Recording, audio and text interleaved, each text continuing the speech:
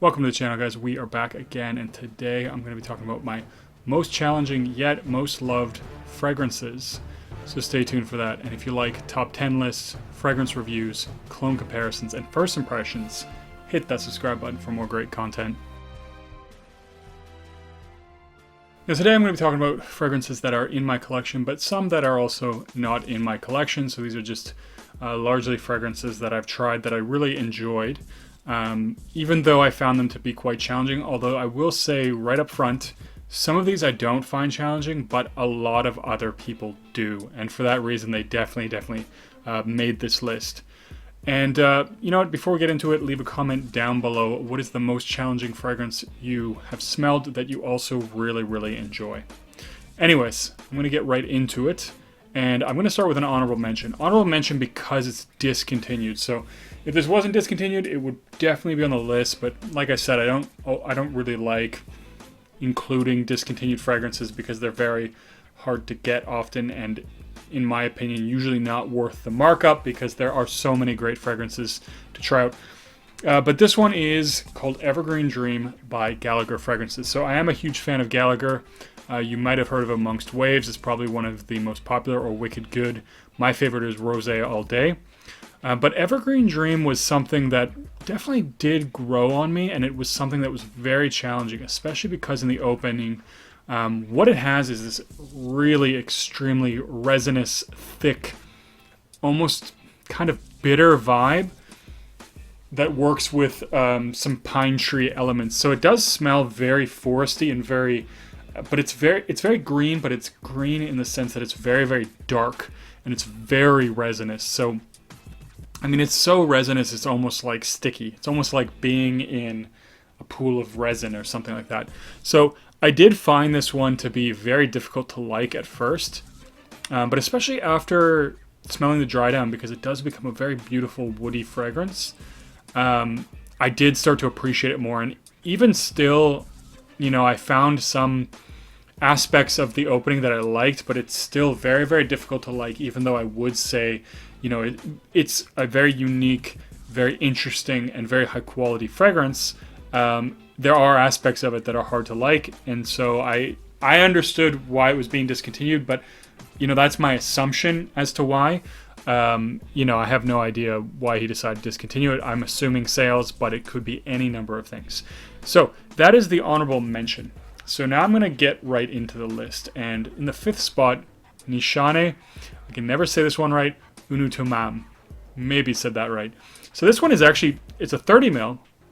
And so I got this under $100, which, so I blind bought this, and, you know, it was under $100 on a discounter, and I thought, you know what, Nishane has been very good to me with respect to fragrances, so I'm going to buy this one, try it out, blind buy it, and even now I find this one challenging, but there are really nice things about this fragrance, and one of them is the uniqueness, is the originality.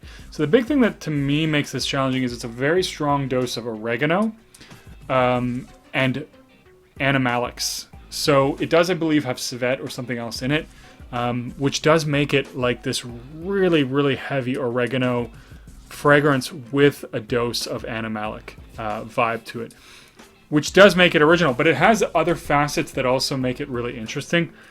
So there is a mint note in this, which especially the first couple of times I tried it, I was so overwhelmed by the oregano that I couldn't really pick up anything else. And wearing it a few more times, trying it a few more times, it definitely grew on me. And I can at least safely say I like this fragrance now. It's not on the top of the list for a reason. It's not my favorite. But, you know, those other facets of this fragrance, and there is this really unique, nice quality about it. And that fresh mintiness, the crispness goes along with that oregano. I think it's actually really well done. And, you know, there's just this slight bit of sweetness there too in the background. And, you know, for me, fantastic fragrance. Next one on the list is from Zoologist. I don't have a bottle of this. And I probably could have put a lot of fragrances from Zoologist on this list. I was very tempted to put Hyrax on here because, you know what, it's actually very pleasant, especially for what I thought it was going to be. I thought it was going to smell like a bathroom because basically that's what Hyrax fragrance oils is made from.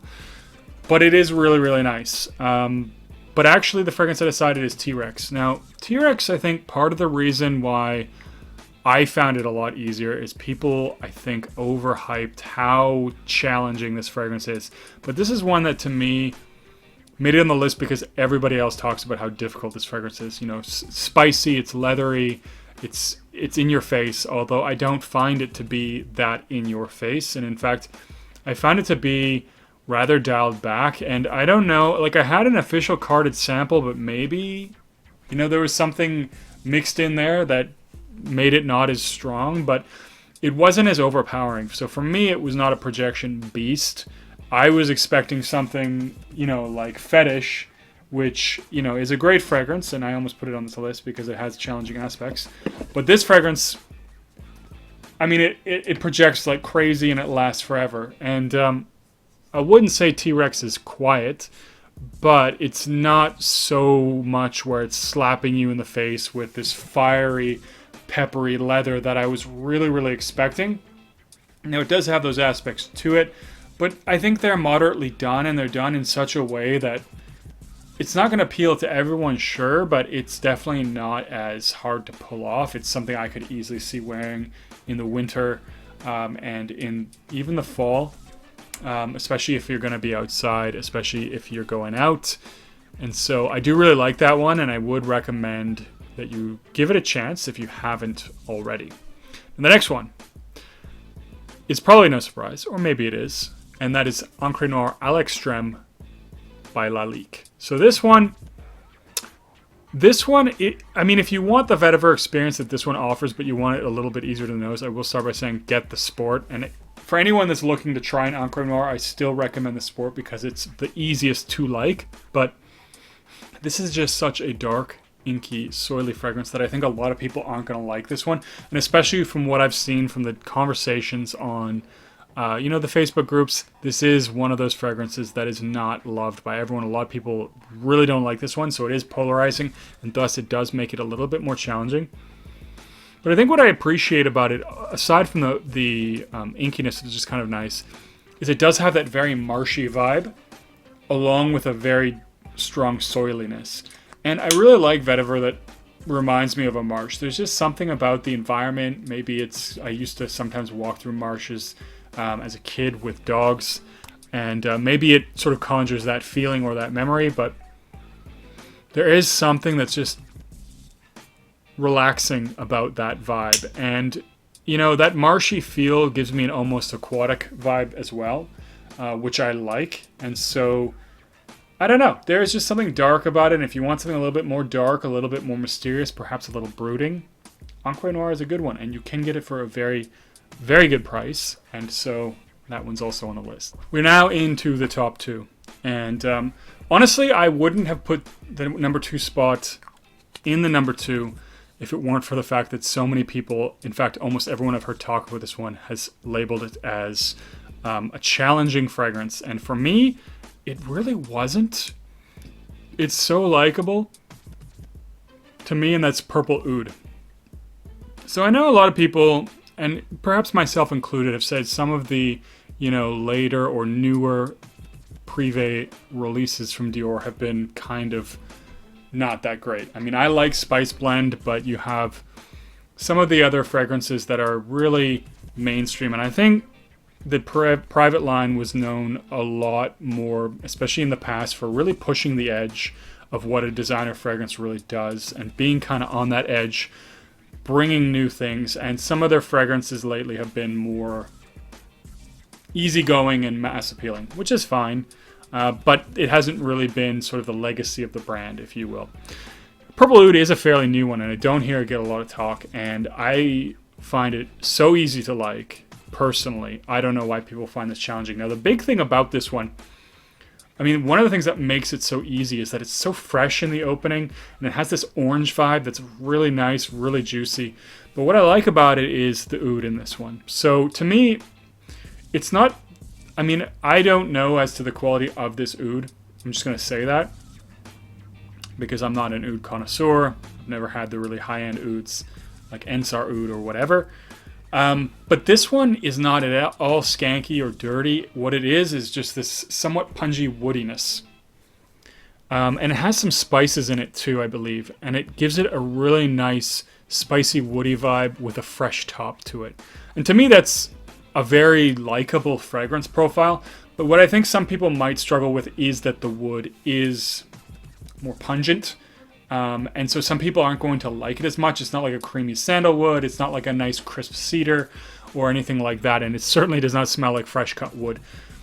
So you do have to keep that in mind. But I think especially for people that are just getting into oud, I mean, you can always recommend them something like Oud Mazing or Oud for Greatness, which are, in my opinion, oud fragrances for people that don't like oud.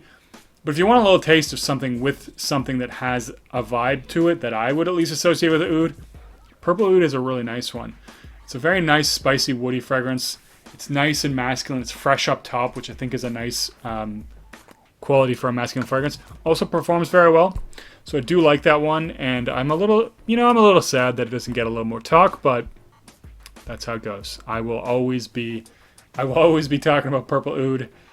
Well, not always, but I will for a long time, I'm sure. Now, the next one, number one spot. I've talked about this one a lot on my channel, and that is Dior, Christian Dior Leather Oud. Now, the one that I have is the 2018, and maybe this shouldn't be on the list because I'm talking mostly about the 2018 one.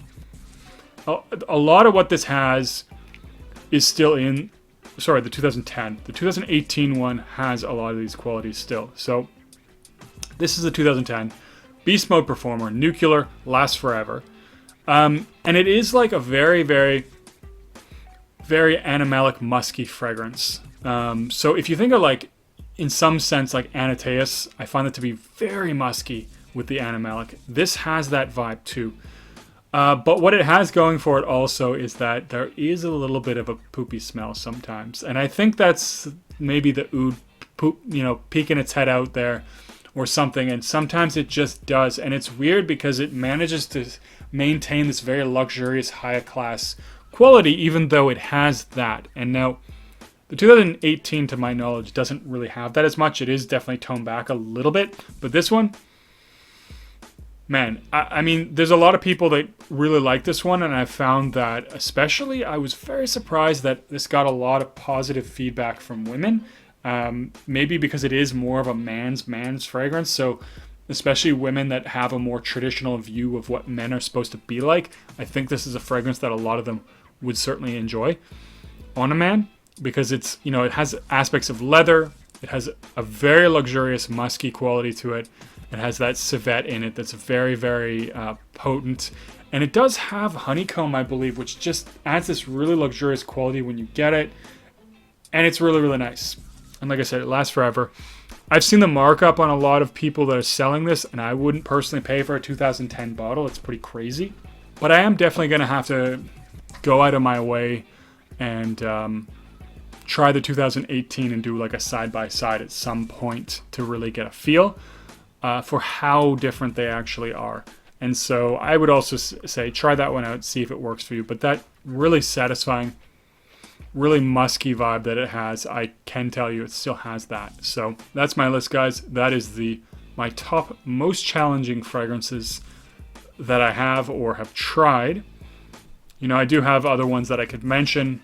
I'll just quickly name a few. Vetiver Dance and Lude by Andy Tower.